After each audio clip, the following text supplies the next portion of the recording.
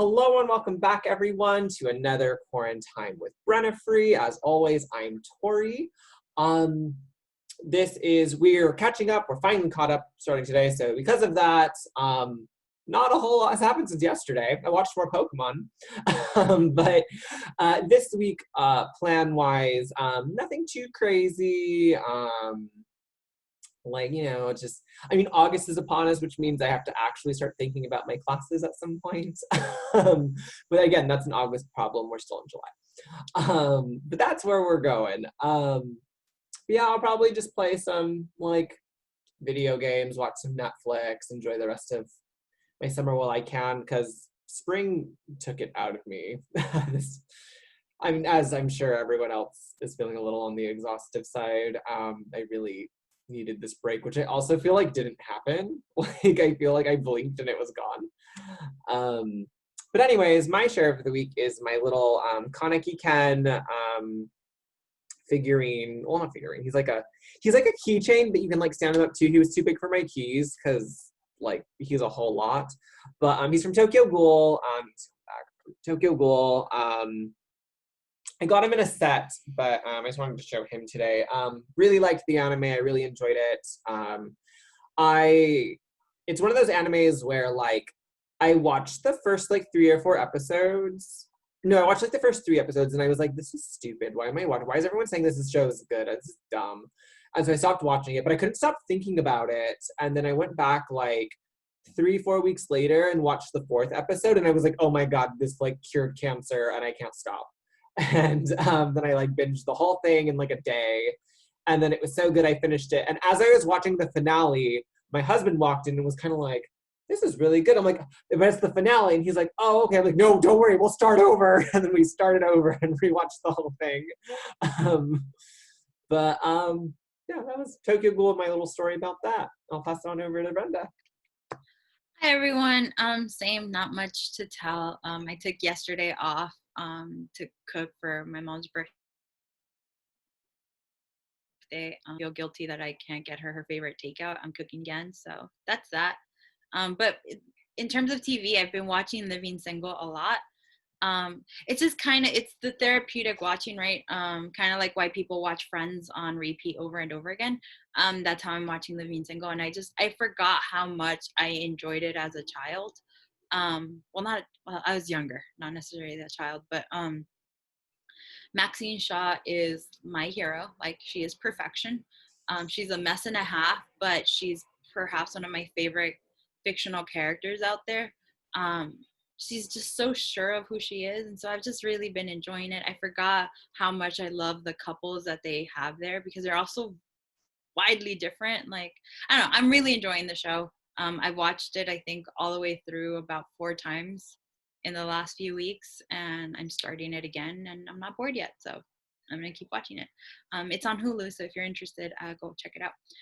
My share of the week today is this little guy, Huey, from I love him. So I actually think if I were a character in DuckTales, I'd probably be Huey, because I'd be the obnoxious know-it-all with a book in my hand, where I probably wouldn't be reading it, but I'd be writing stuff down, right? And so I really like the detail. You can even see that little green dot. It's him having marked a junior woodchuck book handbook, right? Because he obviously has little post-it notes, and so yeah. That's he's from the same collection as my Webby share that I think I shared 2 weeks ago. But yeah, that is it for me. How you doing today, Jen? I'm doing okay. I'm still, trying to fix my sleep schedule, so that's fun. Not being very successful right now. Same. I'm sort of tired. Yeah, it's weird, quarantine is weird, right? I think that it's even harder to keep track of what you watch, because it's just it's on, at least for me, it's on all the time. And so I mention things that I watched, but then I forget all the other things that I've watched too. So, I just finished Iron Chef America. That was great. I kind of wish there were more seasons on Hulu, but if you're into cooking shows, Iron Chef America has a great legion of great fan base. So it's a really great show for that reason. But yeah, I've been watching a lot of, I recently rewatched Futurama, which is a quirky little show from the same creator of The Simpsons. But I don't know, like I really enjoyed Futurama this time around. I've always enjoyed it, but I think it's just like it's so loony but so well written, that it kind of just fits with the looniness that is quarantine and quarantine, right? And just staying at home. So it's just kind of a nice little way to just kind of escape and not and decompress, because you don't really have to pay attention all that much. But I really do love that show and its voice cast. My share of the week, and continuing with an appreciation for Comic-Con, is this this poster. I remember when you got that. Yeah, so this is the poster I forgot to get signed at WonderCon by Scott Snyder and Mike Capu. And so this is volume 10's cover of the trade, and I love this drawing just because it encapsulates Gotham City inside this Batman cape. And I thought like Greg did such a great job of visualizing Batman's love and just the kind of obsession maybe with and just protector attitude for Gotham City. So it's one of my favorite covers that he's done for Batman, and I had the opportunity to get this signed. I got I'm getting messages that this is getting a glare, but I'm near a window. I don't think I can escape from it. When you put it in the middle, we can see it. Okay. It'll cover your face. Yeah. I got this signed by Greg and Scott at WonderCon, so it's one of those nice little mementos. But and I think we talked about this last time, but that's one of the great things about Comic Cons or any kind of comic convention, is the ability to get art that represents a lot of your fandom, and that's sort of what's missing now. And I miss that. Like I used to pillage Artist Alley to get some really great fan arts, but they're still available online, but it's not the same experience of actually walking down and window shopping. So that's so true, because a couple months back, right around Christmas, right, because I was doing some Christmas shopping, I went to this like big nerd symposium like sale thing they do in Inland Empire or City of Industry. I remember I went to this place, I got this like amazing wood cutout of Kingdom Hearts, like the Heritage of Kingdom Hearts. It's like wood cutout, it's got like blue paint. I'd grab it off my wall, but it's like stuck on there pretty good. And then it has like a little bit of glitter on it, and it's like so beautiful. And he had all of these other amazing fandom things. And obviously this is pre-COVID, so I didn't know. And he had this one, it was Sailor Moon, right? Sitting on a crescent moon with stars dangling down from the moon. And I like, right? And she has like Luna with her. And I was like, oh my God, right? I was like, oh, I'll grab this next time. Because I was like, obviously I'm coming back. And I like because he doesn't sell online. He only sells from his vendor because he like carves them himself and like doesn't know how to use the internet, which is fine. But I was like, oh, I'll come back. And then like after the holidays, and then like COVID happened, and like now I feel like I'm never gonna get to go to a con again. And I like should have grabbed more art while I could. Right? Well, and this happened last night where I was texting you two because I was so frustrated that not frustrated, but I'm having like that withdrawal, right? Like I feel like at this point I would have been to at least 2 conventions in the year, right? So, and I haven't had that experience because WonderCon was obviously right, but I don't go to the Anime Expo sometimes. Oh, okay. But like I was expecting to go to WonderCon, right? At WonderCon, I get all of my merch, and then we sometimes go to Kamikaze in October, right? So those are things that we kind of like bookend the year. And so I was going through withdrawal yesterday, and I'm like, I need Artist Alley, and Jen mentioned it yesterday. So I was looking for art online, and so I picked up a few things, but the whole like, oh, now I'm not, like, it's gonna take a minute to get here. I don't actually get to have a conversation with the artist, right? Every time I buy something from Karen Hallian, I kind of geek out in front of her and I thank her for her work. The last time I kind of made an ass of myself. I hope she doesn't remember that, but because I was just like talking about how wonderful I think her art is and how much I love it. And so I like buying things. It was an experience, right? Because even if I don't say something, Tori will strike up a conversation with the artist. If it's not Yeah. Tori, Terry or Jen, and it's just nice to hear about their process and what they have working, like what they're working on for the future, and that And usually experience. fans too. Like, Yeah, that's why they're drawing it, right? Like they're usually right. big fans, and so it's like just great to geek out and see what their inspirations are, and to like. And you know, I follow them on Instagram, and they're Same. really nice, right? Like I think Pang Art, she's on Instagram, and like I've commented on her like feeds every so often, and she always makes sure to like comment back and say thank you, like appreciate this, right? And like her husband's equally are nice on Instagram, and like they are connected to their fans, but it's just not the same, right? Like not being able to go up and like get your piece of art day of, right? And strike up these conversations, as Brenda says. Way too And much money on a mug. There's like nothing like buying like the perfect piece of art and then frantically looking for a tube to stuff it in to like so it doesn't get damaged, or like you're holding it very very like carefully and you're begging your husband to take it to the car for you while you wait in line for the cider. Or you talk to the artist and the artist agrees to hold it for you till so that when you come back at the end of the day, you can just pick it up and it won't get damaged because you're walking throughout the con, which is one of the things that I did at Comic-Con, which was really nice because it's so freaking big, right? Comic-Con is huge. And Yeah. so when you're walking through the aisles, there's just so many people that it's difficult to like kind of protect your art. So one of the artists was kind enough to do that, and it's just such a small touch, right? But it of customer service that's just really nice. But yeah, I miss it, you guys. I miss Artist Alley. too. Well, like, and if you don't have that husband or you don't have that connection with that artist to hold your art, you know, you can be like me and just like buy a tube because there's That's like what I did for my right, like Power Rangers one. I made my husband go buy me a tube because I was not about to have my. That is like my treasure. Like I will be buried with that fucking poster. So, Like and that's one of the things. Like I have a tube, right? I think we got our tube at Anime Expo, right, Jen? yeah.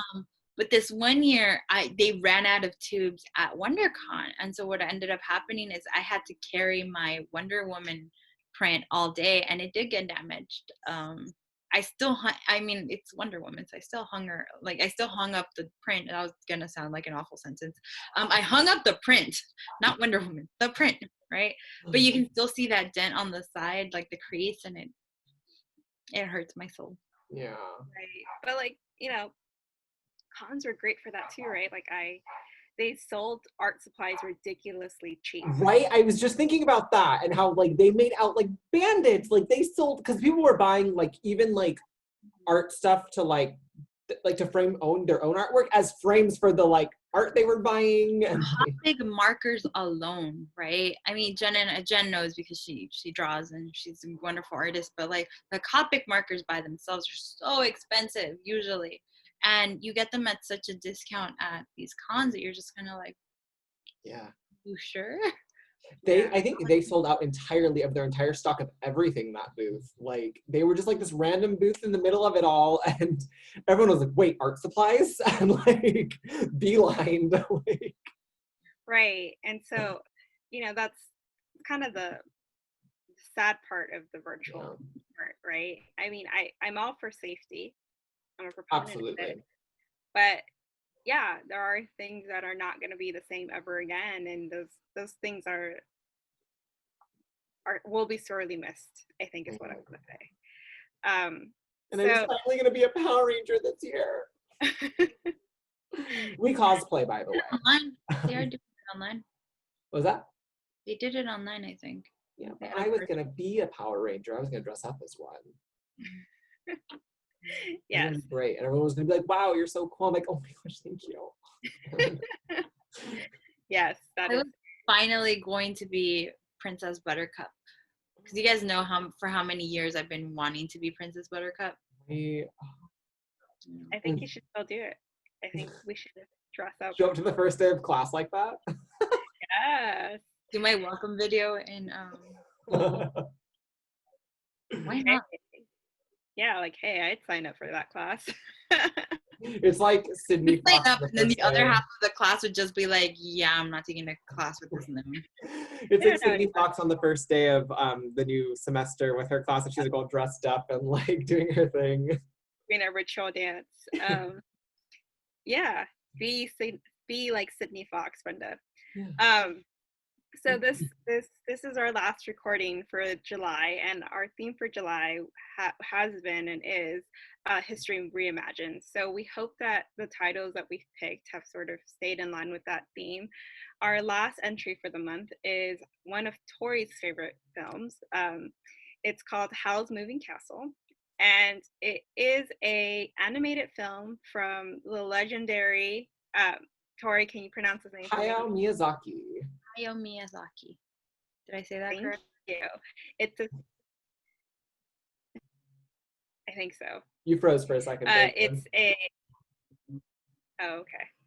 It's a Studio Ghibli film, and it is a fantasy film that has a lot of anti-war messages and themes, and essentially follows a young girl named Sophie as she has to navigate the world now because she's been cursed into old age. And so she ends up finding a ragtag group of magical folks, is that fair to say, to that will help her navigate her new life and this new lived reality. And so we wanted to choose this film, one, because it's one of Tori's favorites, but we were really intrigued by this idea that Miyazaki really was bothered and angered by the American war with Iraq, and so wanted to make a film that commented on that. And so we really were intrigued by this idea of a Japanese filmmaker making a commentary on American values and history through this, fantasy space of the animated film.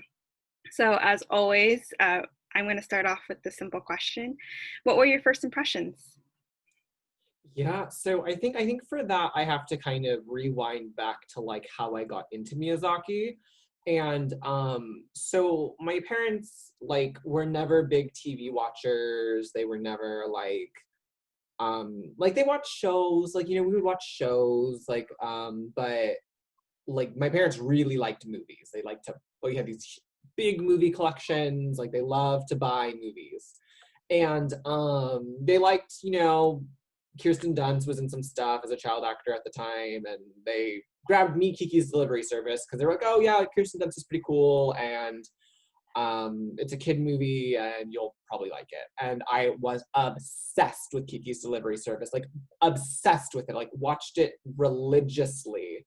And so much so that it would come on Disney Channel every so often, and I'd watch it there too with commercials, because like, even though I had it on VHS, because I just was like, it's on! Like, and I would just be so excited.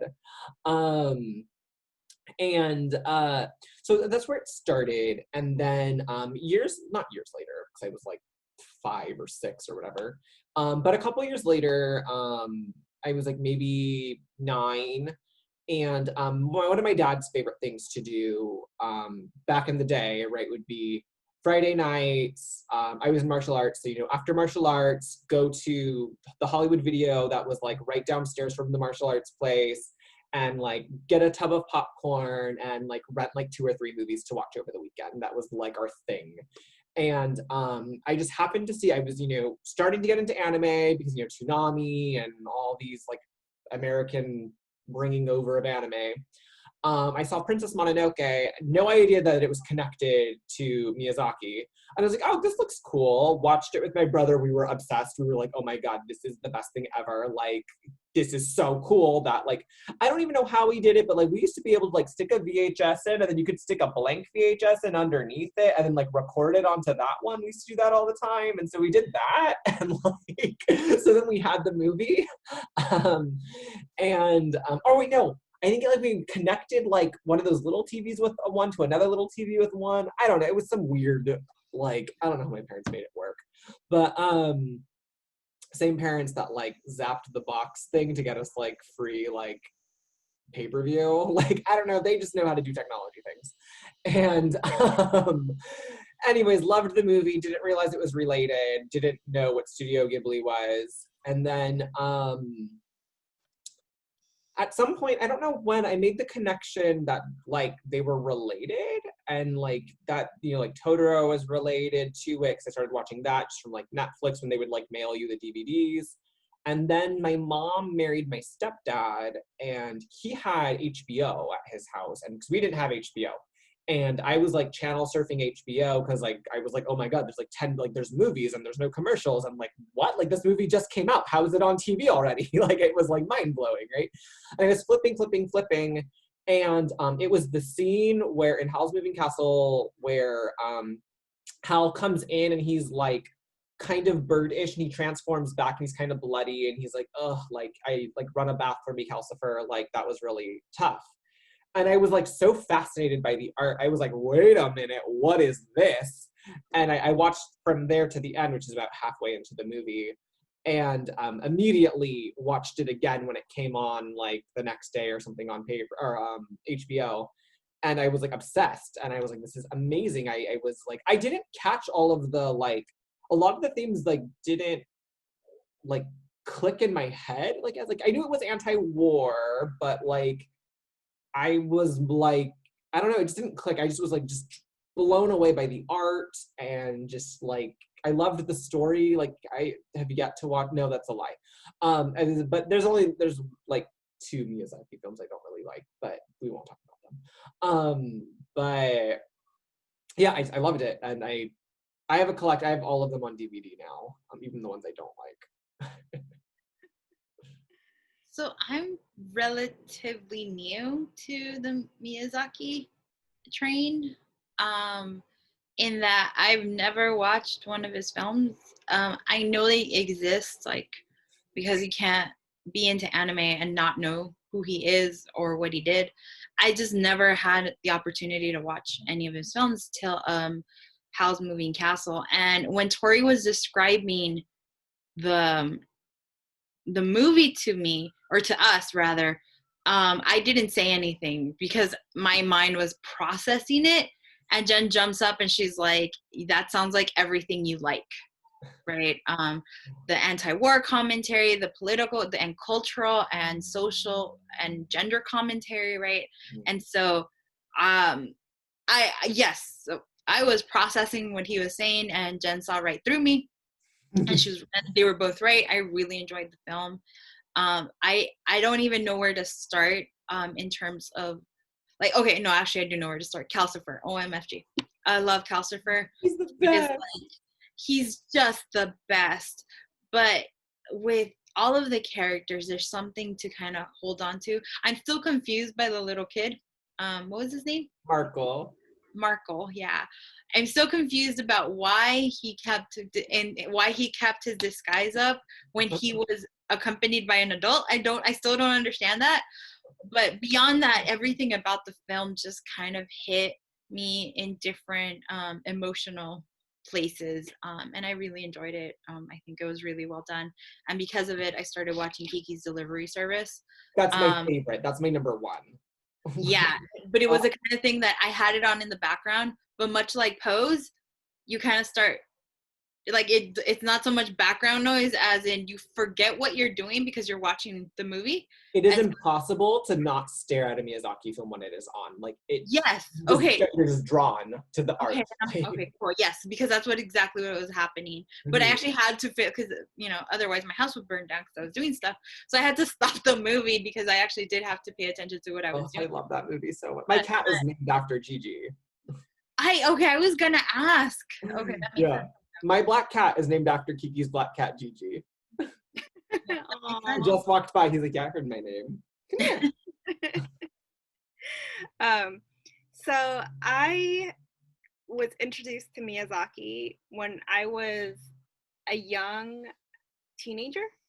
That Spirited Away Yep. just had come out, and it was being praised and given a bunch of accolades for its storyline. And It I'm got the someone, Academy Award too. yeah, and I'm someone that and Brenda and Tori know this. I'm someone that really likes Asian things, right? I think it's part of my desire to be more part of my culture because I don't speak the language. And so I really gravitate to a lot of Asian things and like stuff and just shows. And, it's part of the reason why I like K-dramas so much. And so I remember that I was intrigued by this idea of Spirited Away. And at the time, there was only VHS available, and it was only in Japanese. There was no dub. So I remember buying, and I still have it, the VHS of Spirited Away, and just watching Spirited Away. And I was blown away by the art. And, as a child not knowing Japanese, like I think I just kind of spun my own story related to, I guess, at like certain storylines, but I really was by Spirited Away, even if I didn't understand it because of the language barrier.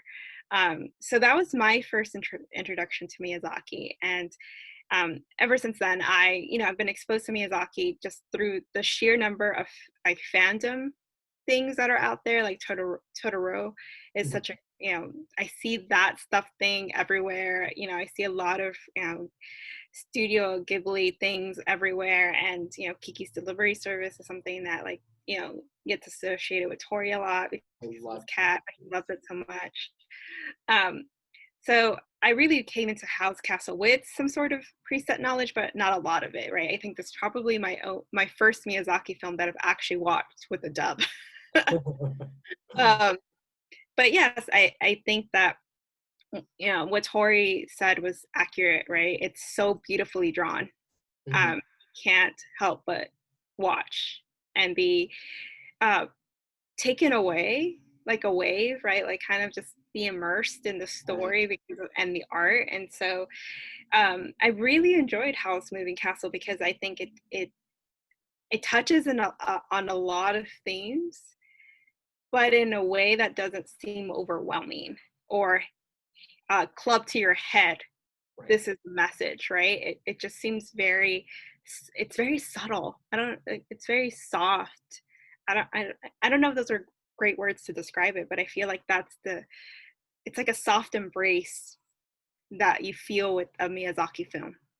Even though you're going to be, you're going to be with these very heavy themes.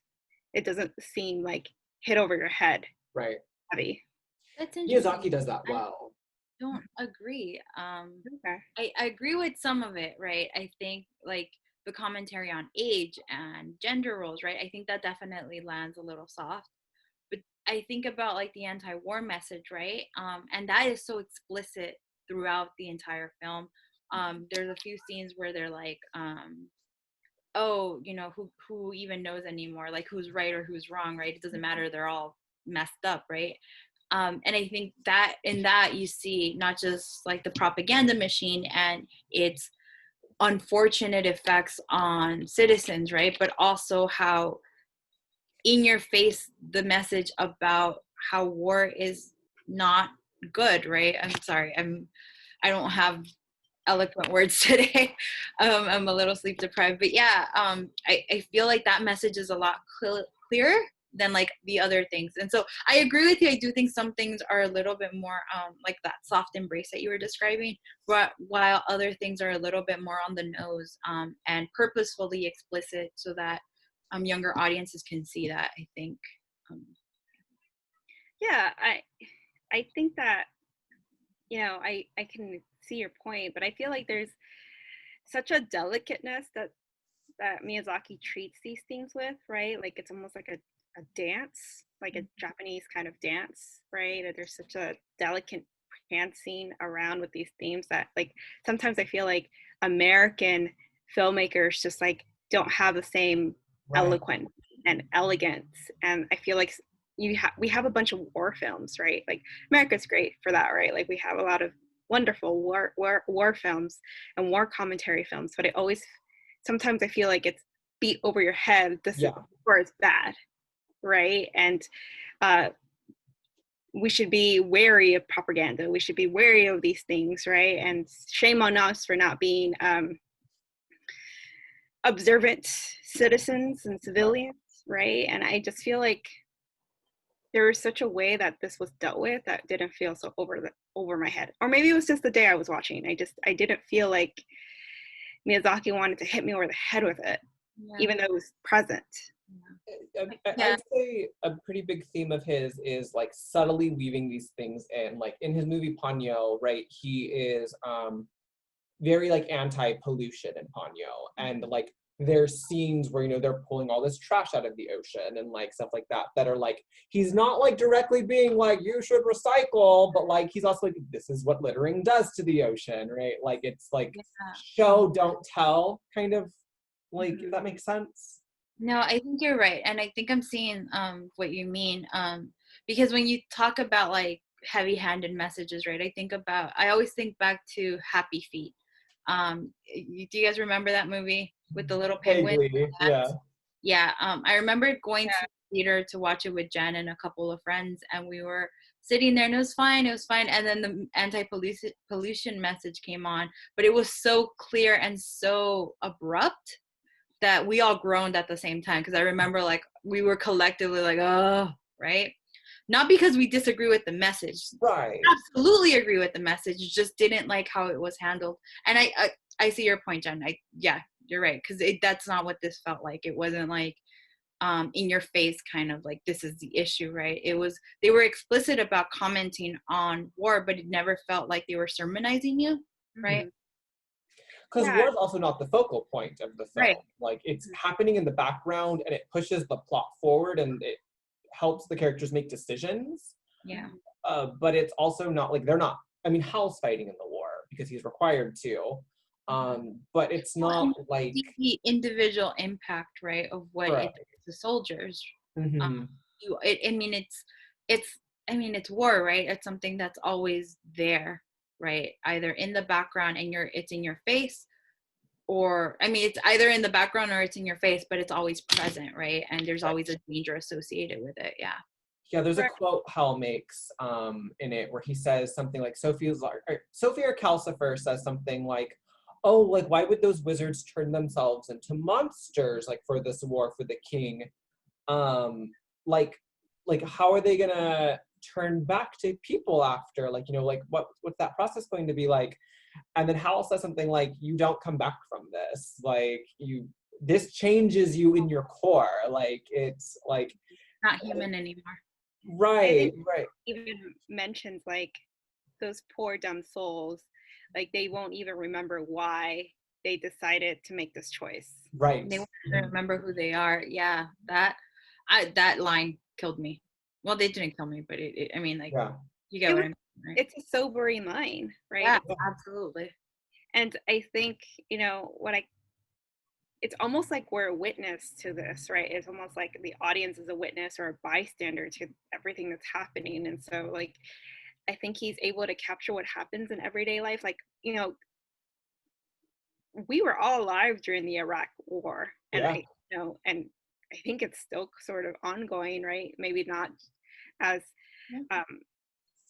maybe as artillery filled, but we were all alive. But how many of us kept going on with our lives without knowledge, without like acknowledgement that was happening somewhere else, right? Mm-hmm.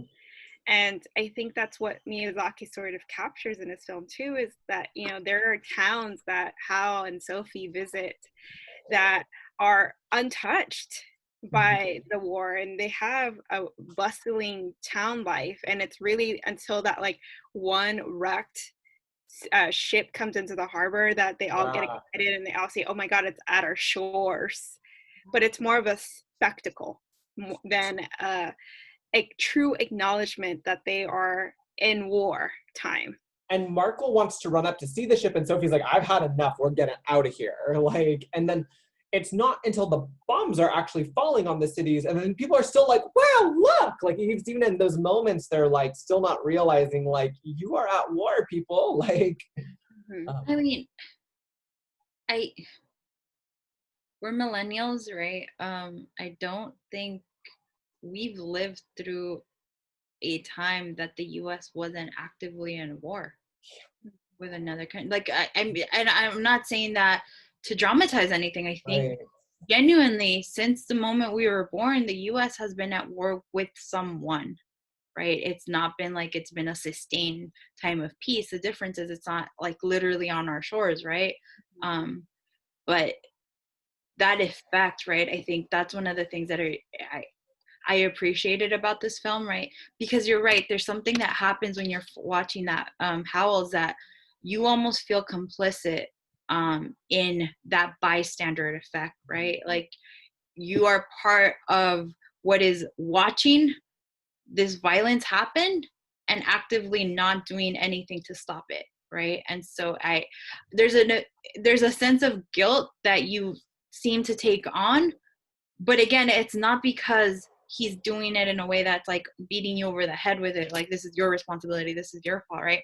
It's you're watching other people react in the same way that you react to your own reality, and that is a masterful move that I don't think many storytellers are gifted with, and Miyazaki is, because that I mean, as I was watching it, there were moments, because I was watching with Tori, and there were moments where I just wouldn't say anything because I was just processing that. And you know me, I like to talk back to the screen. It's just I have to have that kind of call and response, and that was not something that was happening with this film, because there were moments where it was just so sobering.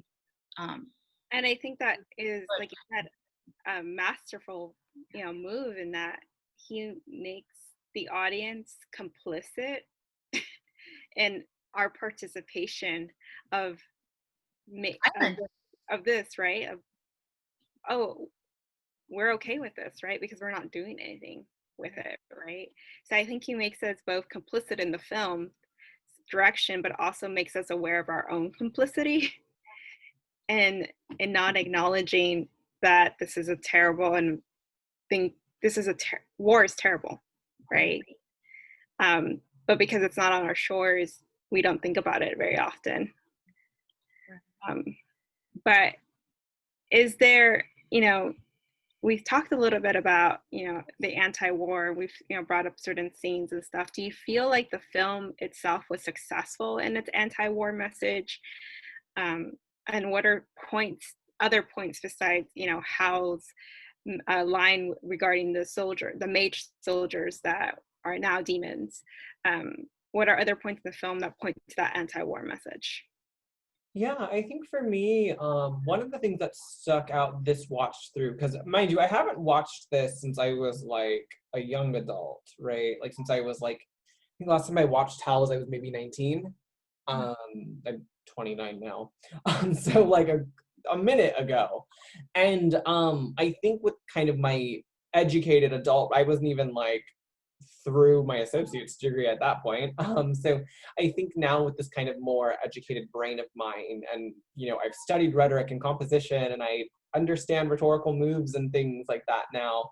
One of the things that really stood out to me this time was the repetition with "this is a pointless war. War is stupid. Violence is pointless." Like all these things, like, and like I think one of the lines that the witch Solomon, or the sorceress Solomon, the court sorceress, says, is like, war is just like stupid men are like two stupid men arguing, right, between two nations, or something to that extent. And I was like, wow, like she's really on point with that. And like, the king walks in, he's like, this is how we're gonna blow everything up. And she's like, yes, you're very fired up today, I see.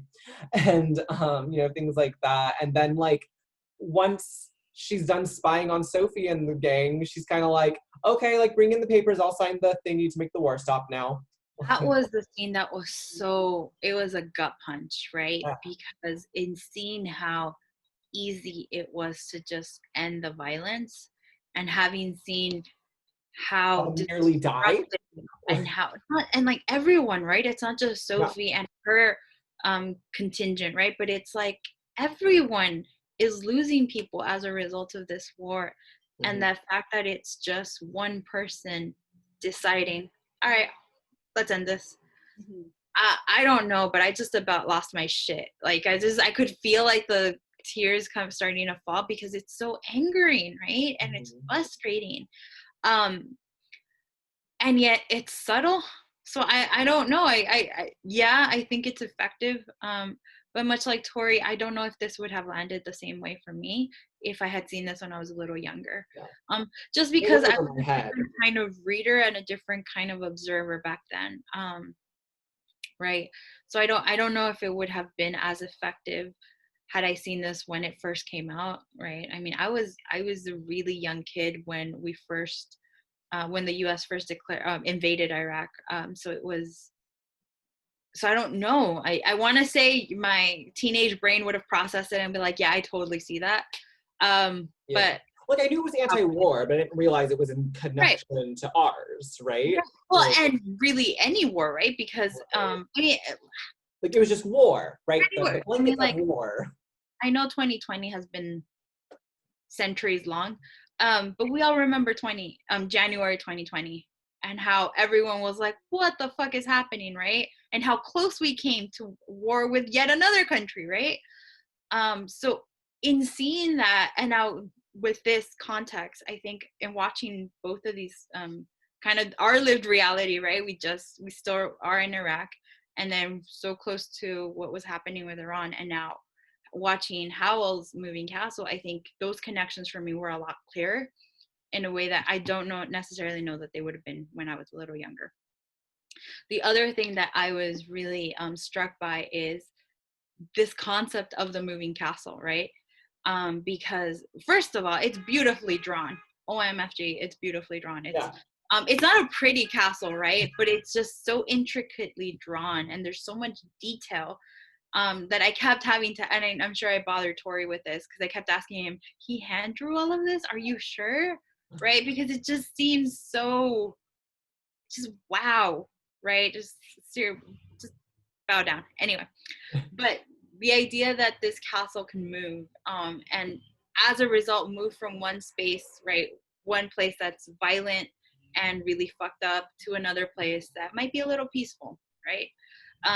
I think it speaks to our privilege, right, in the Western world, I guess, that we can have a moment where we're like, oh, yeah, war's really messed up. We should really be doing something. And then immediately check out and go somewhere else, right? Because we have that privilege, right? We have that sense of removal. And I thought that metaphor was really powerful.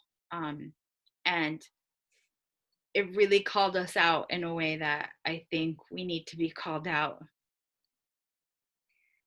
I agree. I think that what struck me were the same conversations and points that you both brought up, right?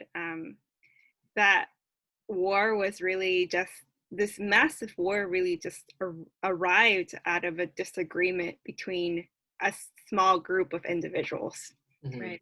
You know, and it's something I think that like gets highlighted too in like a film that Brenda brought up in a previous recording, Charlie Wilson's War. So we see the same thing happening, just a group of individuals making these really large world ramification type decisions for themselves. And so like that's what struck me in this film, was that you saw that kind of re-emphasized, right, that these are all, this war was started because of a select few of individuals with a personal agenda, right? And their personal selfishness in this moment led to lives being destroyed, right? And that was striking. I also was really struck by that moment when the airships are flying overhead and they release papers propaganda papers to the civilians, and they're like, don't read it, and some are reading it, and they're getting sort of these propaganda news and false news items. But it just reminded me of that World War II effort, right? Like where like they did the same thing over Japanese shores. And just how civilians almost believed the propaganda that was coming out, right? Like there was almost no urge to really search for answers beyond that paper that was provided to them. And so I think that was also something that struck me. But I agree with Brenda. Like I think the act of that moving castle and that privilege to move away from war zones is very much a privilege that we enjoy, right? Especially here in this country.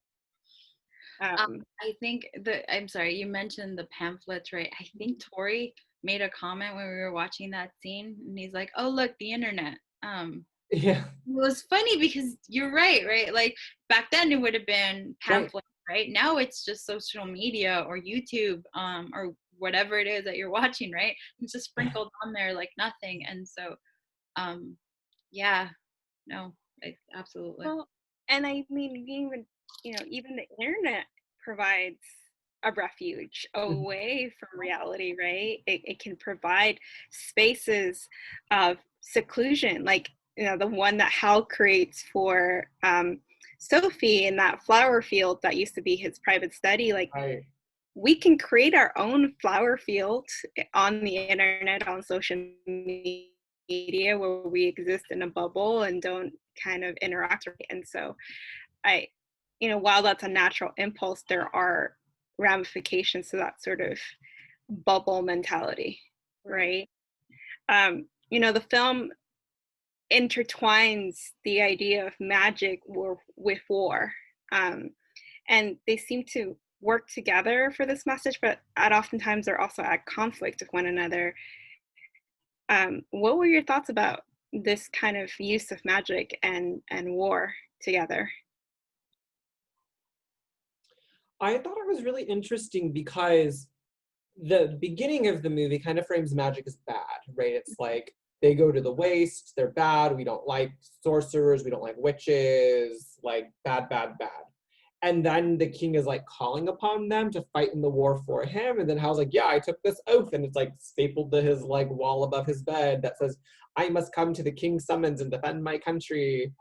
So I thought I didn't know where to fall on magic, right? I was like, is it bad? Is it good? Because you see like the Witch of the Waste do some really awful things. You see Solomon do some really awful things. You see Hal do some questionable things with magic, but then you also see Hal do some really good things with magic. And it becomes that question on like, well, what is magic? And then Solomon says the reason why Hal's magic is bad, because she's on a different side of him, is that Hal uses his magic for selfish reasons instead of the good of his country, which would be fighting in the war, right? And which, again, like asks this really interesting question. And they go to an academy to learn magic. So like, I almost felt like magic could be replaced with like education. Absolutely. Yeah, like. That's what it comes down to, right? Choice. I think magic is an allegory in this movie for choice, right? Choosing to do good with whatever power that you have, or choosing to do evil, right? Whereas with weaponry, there's only one choice, right? How are you going to use a bullet for good, right? Right. Use a fighter plane for good, right? And I think that's the tension here, right? Whereas a magic education or knowledge can be used in different ways, right? For different purposes. Weaponry cannot. Weaponry is for one purpose, destruction. And when you create it, you're going to use it. And if you create it in the first place, inevitably at some point it's going to be used, right? And we've seen that throughout history, where different countries are building up their weapon stockpiles, right? And so when they do that, it becomes an arms race, and that arms race eventually has to lead to a war. And it can be because one tiny disagreement between two individuals, and as a result, hundreds and thousands of people die, right? Whether they be civilians or soldiers, they're murdered because of this disagreement between random people who they've never met or known, right? And so I think that's really well done too, right? We're using magic as an allegory for education, knowledge, and choice, agency, ultimately, right? But like a lot of this film, it's very sobering. And on one hand, it's hopeful because the movie does end on a hopeful note, but on the other hand, it's frustrating because you can see this repetition kind of happen, not just from our own lived reality and history, right? But seeing it in the film replicated, it's really well done for a younger audience, I think. Yeah, I think that, what struck me was that magic was almost arbitrary. Yeah. How it was used, how it was governed, and who had access to it Mm-hmm. was a bit arbitrary to me. And I think that this comparison to magic use to choice and agency and education even, I think is appropriate, because those, all those three things are arbitrary, right? Like it really is dependent on luck and just access. And if you have the privilege to engage with education, do you have the access to engage with education? Do you have the privilege to have agency and to have choice, right? And I think that's something that the film does really well, is that demonstrating that magic as with agency, as with education, as with choice, is a bit arbitrary. Yeah. Right. Yeah. And not everyone will have a very systematic. I'm sorry. No, I was gonna cut you off and I didn't want to, so I stopped talking. Sorry, go ahead. No, I'm done. Well, no, I love how you said that, because it is arbitrary, right? And we often think about this like, okay, so when we're talking about history, right, whoever wins is ultimately the person who writes that history, right? And so they can cast themselves as the noble liberators or whatever the hell it is that they want. But the reality is that the other side of this, they're people, right? And so in highlighting that arbitrariness, right? And we often think like magic, oh, they must be better, or they're educated, they must be better. It's like, no. These are just people who had access to this. It doesn't mean that they're better or worse than anybody else. And I think that you're right to point that out, because I think that that's one of the things the film really tries to highlight and emphasize, that it's just random, right? It doesn't actually mean that this person is somehow better than the other. It just means that they had access and they were lucky enough to have it. Right. And and yet, because they have it and they can use it, or are using it, Recognize it, yeah. Their decisions are also having ramifications to someone like Sophie. Yep. Right. And I keep thinking, I know Brenda knows that this is something that I contend with daily, maybe. I keep thinking to, like, even the theorists in our field of composition, of our field of literature, who are like, these are the theories that govern people and govern ideas and govern thoughts. And, they position themselves as these experts. And yet, and in a way, they sort of invalidate any of our ideas, right, that don't fit in with the frameworks. And then we have instructors or, researchers devoted to these theories that sort of, further perpetuate their ideas and sort of and continue to validate our own ideas. And then again, it's that person was just in a position of access or privilege to say, this is a theory that I think is interesting. And now that theory is being, perpetrated and just shared out and conveyed out, but like there's ramifications to everyone else, right? It hits everyone differently. And while they might have started with good intentions, there down the line there is going to be a student that feels excluded and inferior because of that theory, right? I don't know if that makes sense. It just, I feel like I totally can see that. Yeah.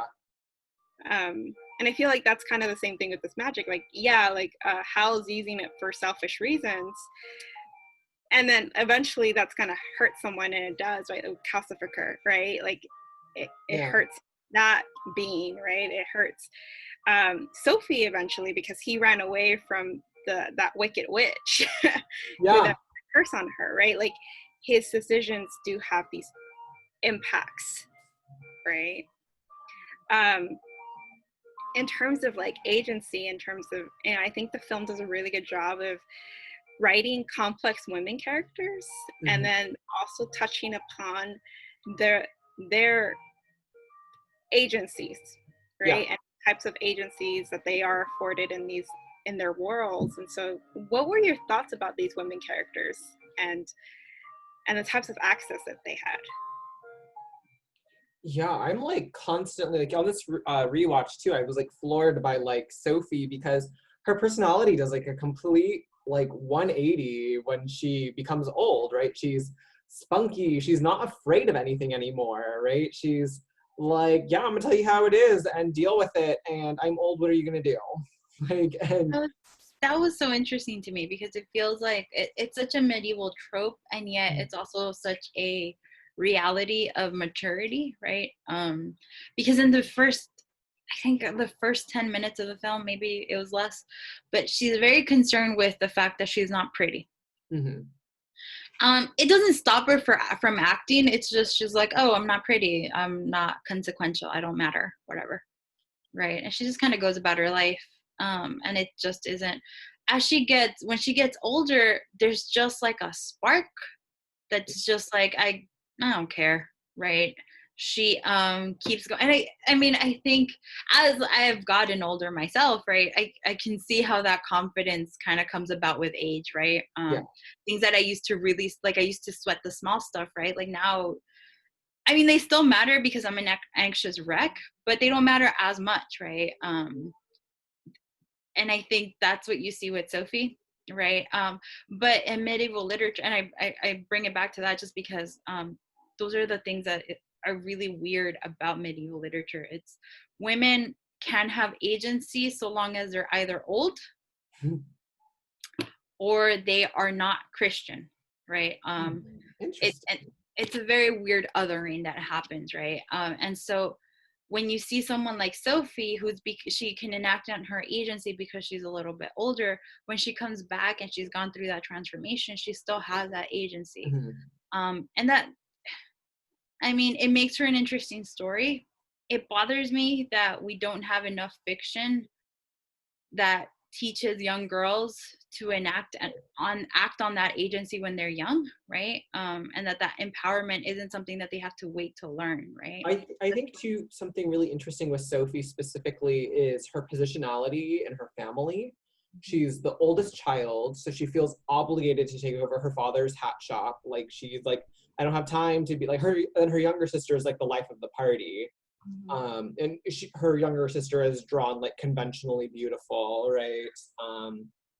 And so I feel like there's like some like honor and duty there as well, where she's like, I can't go be the life of the party. Like this hat shop meant everything to like father, and it's on me to ensure its success. Is what I feel, because I'm assuming he's dead. He's never shown or mentioned.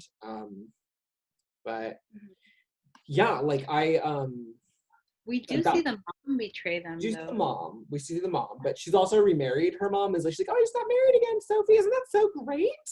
And like, so it leads to this idea that her father's out of the picture in some way, shape, or form.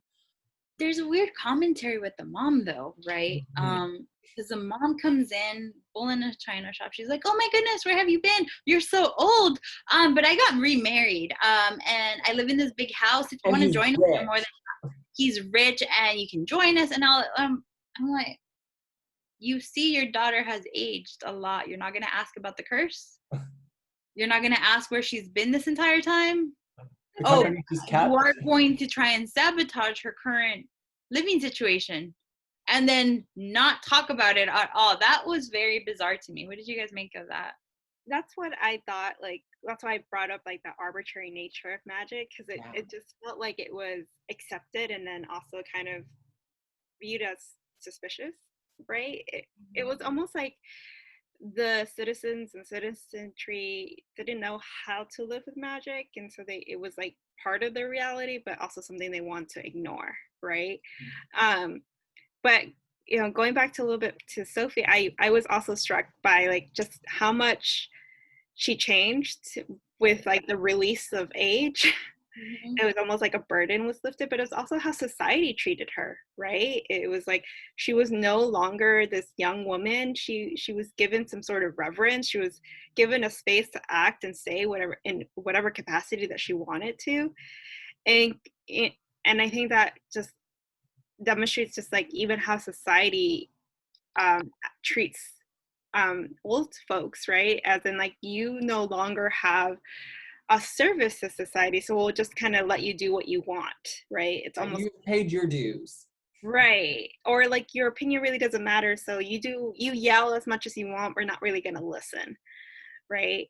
And so in comparison to like what struck me too was at the beginning of the film when she's walking home and these two soldiers try to accost her, right? Like try to assault her. And so that was like that kind of had me a little shook, right? But it's even that in stark comparison to her old age, that's not something that she encounters in her old age anymore, right? In her young visage, that's something of a lived reality that she has to contend with. That she has to act in a more meek and docile form in order not to be assaulted, I think is like also like a commentary there that that Miyazaki wants us to examine. Like, why is that okay? Right.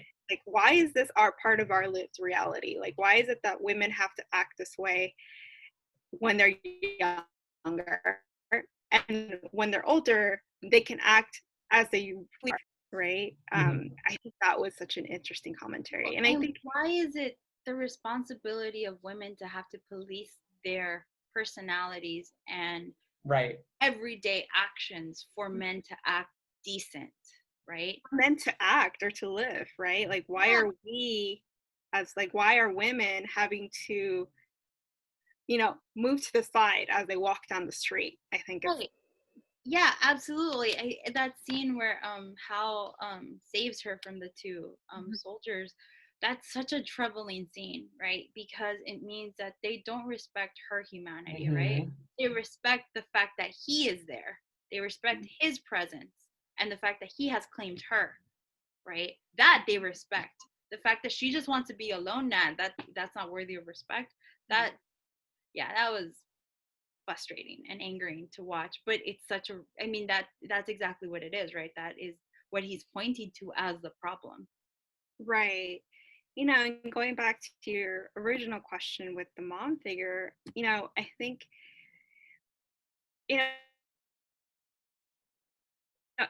like women communities, right? And are like Sophie's the one that's successful in the film for everything that she does. She gives back, right? And the ones who end up not being successful are the mom figure, the witch, right? And even Solomon to an extent, right? And these are all individual women characters that are portrayed as selfish and not giving outside of themselves, right? I think that he's trying to make some sort of commentary there. And I think maybe Brenda can articulate that because she wrote about women, communities of women for her thesis. Well, most of the critics point to the lack of community that women often build, right? And the sense of competition. Mm-hmm. You certainly see that with the Witch of the West, right? Who just wants to devour Howl's heart. She wants to own Howl's heart.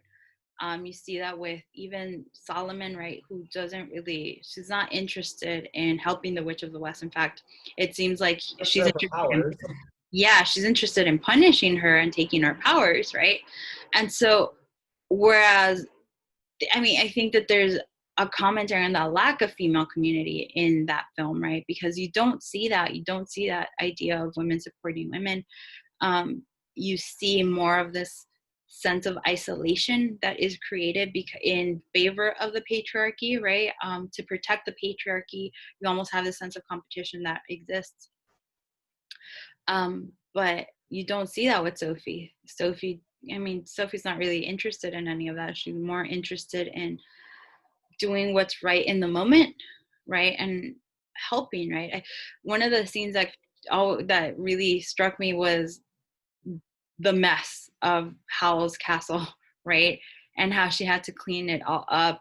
When she opened the bathroom, for example, and it was so disgusting, I think I yelled absolutely not or something like that, and Tori was just laughing because I was just like, no, I'm not having that shit. But again, she does it because that's in the service of her immediate community, right? That is for the greater good of this small enclave that's kind of formed, of this chosen family, which is another thing that I really enjoyed about the film.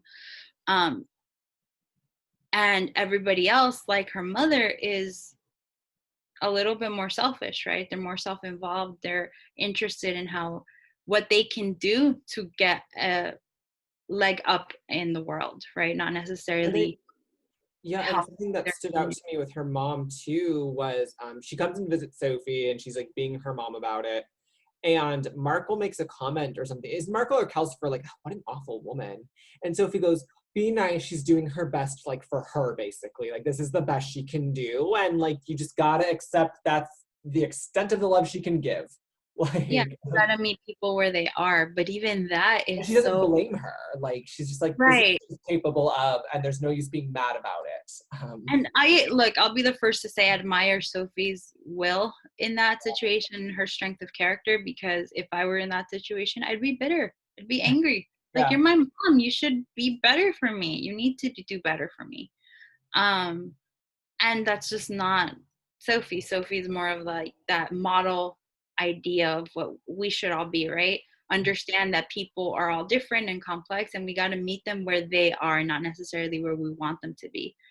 And that's a lovely comment. I don't know that I'm mature enough to totally live my life by it, though.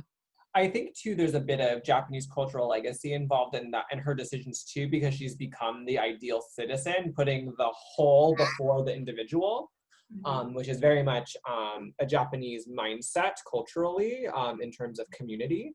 And she's kind of become that. And I think something that's really interesting about her age and agency is after a certain point, she starts flipping between her ages just kind of for no reason. She just starts, sometimes she's young and she's like, she still has the exact same agency, right? She doesn't shift. And then it's like she starts to doubt herself and then she ages back up, right? And then it becomes this like really interesting dance that Sophie does with her age. I don't really understand it. And I was telling Brenda when we were watching it, I don't know if that's a cultural thing we're just missing because we didn't grow up with the culture and like the lores and the mythologies of the culture. But yeah, it was, that's something that's always kind of stuck out with me too. Right. I think that goes back to that my comment of like magic being arbitrary was that like I Right. noted that why is it that she's suddenly like shifting between her two personas, and part of what I try, I think I reasoned with myself saying is that she's starting to gain more confidence in That's what I her own said too. opinion, Yeah. right? And just going, I know I pitched it to you, Brenda, but I agree. Like, I think that it is a commentary on the lack of community between these women, right? And almost why isn't, maybe the implicit question becomes, why isn't there more of a community and fealty to each other as women, right? Why are we engaging in systems and norms that continue to create divides between us, right? And competition between us. Whereas like Sophie doesn't see any of that. And, like Tori said, like she becomes that emblem of like putting country before self, right? Mhm. Community before self. And in the film, she's like the most successful one, right? Like she's the Yeah. one that's able to come out of it, I think, winning at the end, right? Versus everyone else wins as a result of her choices. Mhm. That makes sense. And her sacrifices even, like, because she could have just pieced out at any point. Like, Right. And she's still there. right.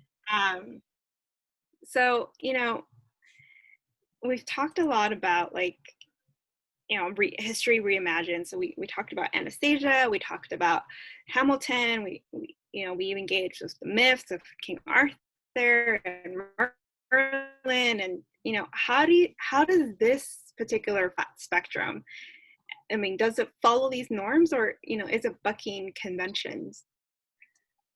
I would say that it's bucking the conventions, right? I definitely feel like Miyazaki, every movie of his, I feel like he really shakes up the standard and what we expect. I mean, I'm not going to say he is, I say quantifiable, but that's not the right word. Like, he's not like predictable, right? That's the better word I was looking for. Like it's, you don't see right through his plots, but typically, like when you go to see a Miyazaki film, that there's going to be a strong female lead with lots of agency. She might not have all the agency at the beginning, but by the end she does.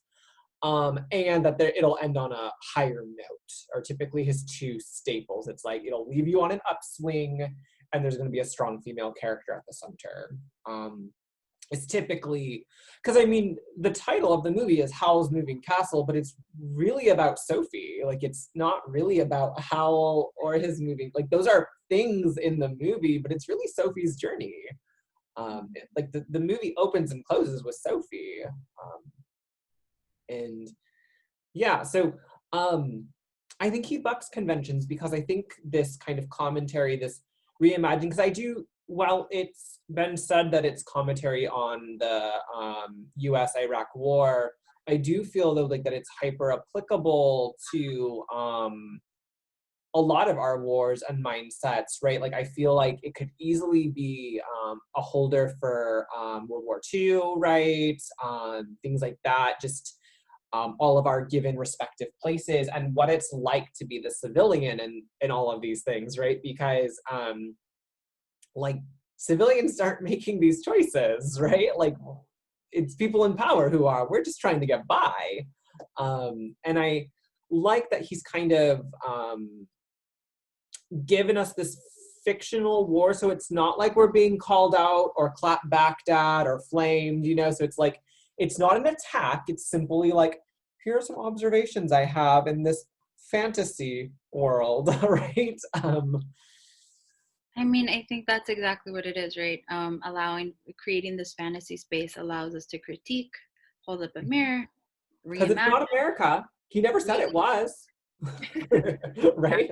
like Wink, wink. maybe reimagine our reality. And so that's the thing about the revisionist history that is at the same time enjoyable, dangerous, but also hopeful, right? Because it does give us a way of looking forward while simultaneously looking back, if that makes sense, right? Respect your past and understand the mistakes that you've made, but hopefully learn from them. I don't know that we have a lot of things we've learned and very quickly unlearn them, as is education. But I think that's the thing about this film. Um, it's not even looking backward all that far, right? We're looking at our current reality and still seeing those patterns of choices that we're making that ultimately affect thousands of people, right? The regular people who are just trying to get by, but who ultimately pay the biggest price, right? Because the people making the decisions are not going to be the ones that pay that price. It's going to be the people who are fighting because of those disagreements. And those are the regular people, I think, in that when you see that with Hamilton, right? With Hamilton, you're actually looking at the people who are making those choices and how human they are, but we're still thinking about them in the pedestal, right? They're Right. like the big important person. The same thing goes for Anastasia, right? She's the big important person who is like this mythical character, much like Merlin and Arthur. But these are all the people in power. These are the people who make those choices. With Howl's Moving Castle, what you see is a recentering of the narrative, right? Rather than looking at the people who are making those decisions, you're looking at the regular folks who are ultimately affected by those decisions. And I think that is a story. I mean, a lot more recent stories are focusing on those regular people, right? The average Joe, if you will. Because those, I mean, that's our, there's an escapism to our fiction, but we also have to understand that, politics and all of these big bigger issues that we think are disconnected from our everyday lives, they're not disconnected. They affect us in very real and profound ways. And I think that is the beauty of what something like Howl'ss Moving Castle is able to capture, that things like Hamilton, Merlin, and Anastasia actually don't, right? So if we're looking at that convention, I think that's one of the ways that this bucked convention for sure.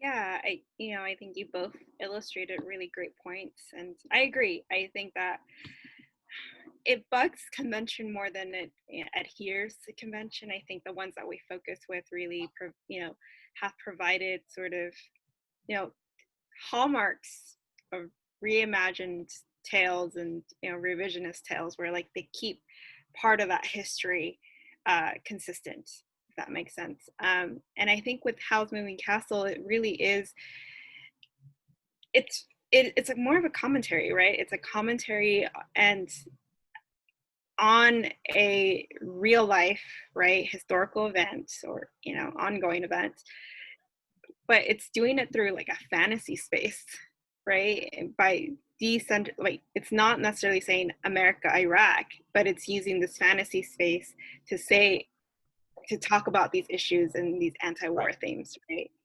And in that, I think that like it allows for that space of like decentering, as Brenda just mentioned, right, where the focus isn't on, you know, it isn't on the president, right, or isn't on the ministers that were, on the so-called front lines, but it's on the individual that literally was on the front line feeling the effects of these decision-making powers, right? And so I think that in that way it does buck convention.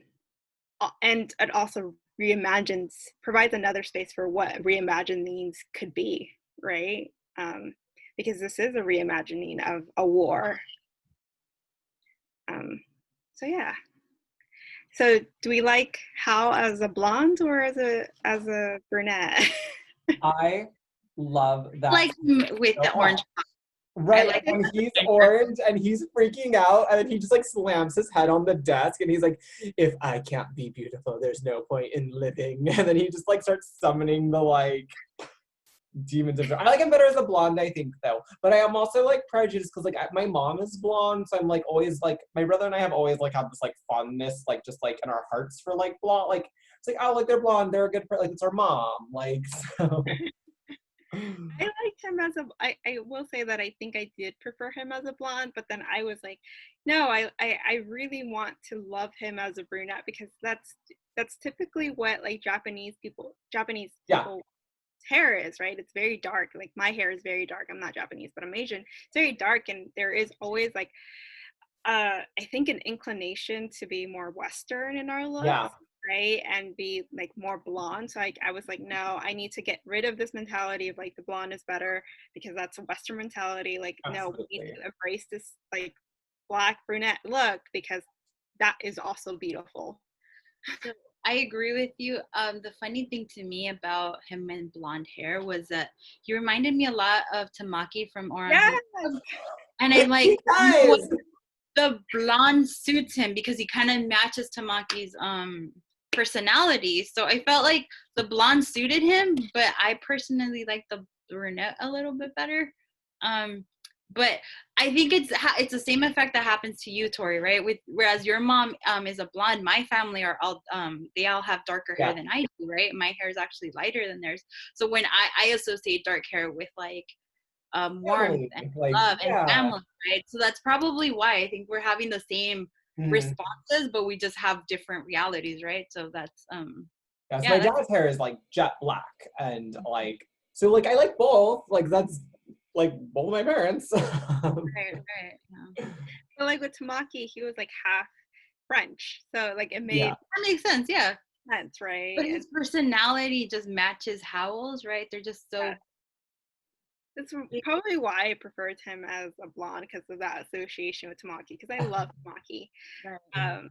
But yes, I caught myself in thinking that, like, no, I can't, I need to stop this Eurocentric focus. No, it happens. Yeah, but it's good to be aware of that, though. But yeah, all right. So that concludes our podcast series on reimagined history through our fiction. So next week we are going to start our August recordings, and next month we want to really focus on representation in popular media. So we are going to actually read March. I have the book in front of me, so I'm going to pick it up and show it to you. So we're actually doing it partly in honor of John Lewis, who recently passed away. But it's going to kick off our month of representation. And yeah, please join us next week. We're looking forward to our discussion. Be safe, wear your masks, practice physical distancing as much as you can, and we'll see you next week. Bye. Bye.